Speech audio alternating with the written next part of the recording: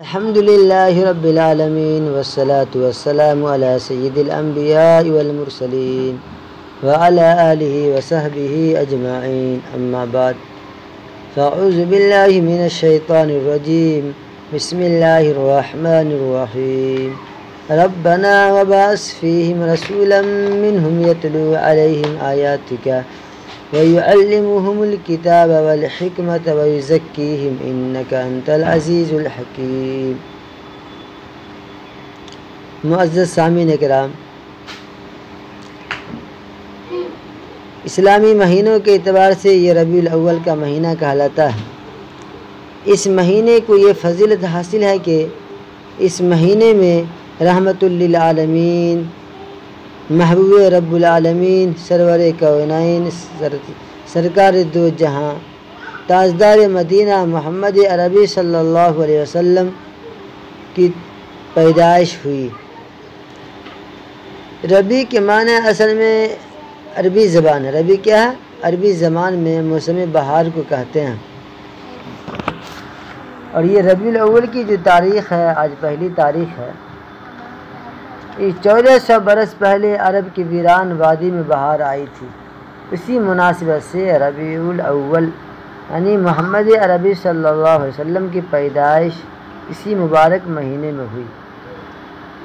ربیع کے معنی موسم بہار کے آتے ہیں۔ آج سے 1400 برس پہلے عرب کی ویران وادی میں بہار آئی تھی، یعنی بی بی آمنہ کے آنگن میں ایک سدا بہار پھول کھلا تھا، جس کی مہک اور خوشبو سے ساری کائنات معطر ہو گئی، دلوں کی خلوت روشن ہو گئے، تھکی ماندی انسانیت کو شادمانی نصیب ہوئی، نسل آدم کو وقار بلند ہوا، شرف انسانی کو سر بلندی ملی، ذروں کو آفتاب کی چمک ملی، دمک ملی۔ یہ آنے والی بہار اور اس میں کھلنے والا پھول حسن ازل کی تجلی خاص اور جان کائنات، فخر موجودات کی ذات اقدس تھی۔ مبارک ہو کہ ختم الرسول تشریف لے آئے، جناب رحمت للعالمین تشریف لے آئے۔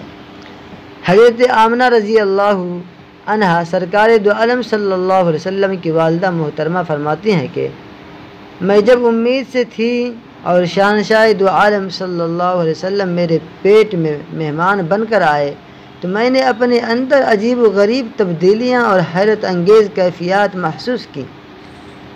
زچگی کے ایام یعنی ایام ولادت میں عورتیں بالعموم جو بوجھ اور تکلیف محسوس کیا کرتی ہیں، اس کا قطعاً مجھے احساس تک نہیں ہوا۔ اگر کوئی پتھر یا روڑا میرے پاؤں کے نیچے آ جاتا تو روئی کی طرح وہ نرم ہو جاتا تھا۔ دیہاتوں میں رواج ہے کہ عورتیں کنویں پر پانی لینے جاتی تھیں، باری باری اپنا ڈول کنویں میں ڈالتی اور پانی لیتی۔ حضرت آمنہ رضی اللہ عنہ فرماتی ہیں کہ میں بھی اپنی سہیلیوں کے ساتھ کنویں پر پانی لینے جایا کرتی تھی۔ عورتیں اپنا اپنا ڈول ڈال کر پانی نکال لیتی، اور جب میں کنویں میں ڈول ڈالتی تو پانی اٹھ کر کنویں کے منہ تک آ جایا کرتا تھا، یعنی اوپر کے سرے تک۔ سامعین کرام، حضرت آمنہ رضی اللہ عنہ فرماتی ہیں کہ ولادت سے پہلے مجھے عجیب و غریب خواب نظر آیا کرتے تھے، اکثر مجھے نور دکھائی دیتا۔ ایک روز میں نے اپنی سہیلیوں کو بتایا کہ جب سے یہ بچہ میرے پیٹ میں آیا ہے میں عجیب طرح کے خواب دیکھتی ہوں۔ عورتوں نے کہا کہ بہن، ان ایام میں سائے کا اثر ہو جاتا ہے، ہم تو ان ایام میں لوہے کا کڑا بنوا کر گلے میں پہن لیتی ہیں، تم بھی ایسا ہی کرو، اس سے خواب نظر نہیں آئیں گے۔ فرمایا کہ میں نے ان کے کہنے پر یعنی اپنے سہیلیوں کے کہنے پر اپنے گلے میں ایک لوہے کا کڑا بنوا لیا اور اپنے گلے میں ڈال لیا۔ پہلے ہی رات میں کرے جس رات پہنی حضرت آمنہ رضی اللہ عنہ پہلی ہی رات میں ایک بزرگ ہستی، نورانی چہرہ، سبز امامہ، سفید ریش اور خوبصورت حسین و خواب میں نظر آئے۔ میرے قریب آ کر انہوں نے اپنی شہادت کی انگلی سے اشارہ فرمایا، اشارہ کرتے ہی میرے گلے کا جو کڑا تھا ٹوٹ گیا، ٹوٹ کر زمین بوس ہو گئی، زمین پہ گر گیا۔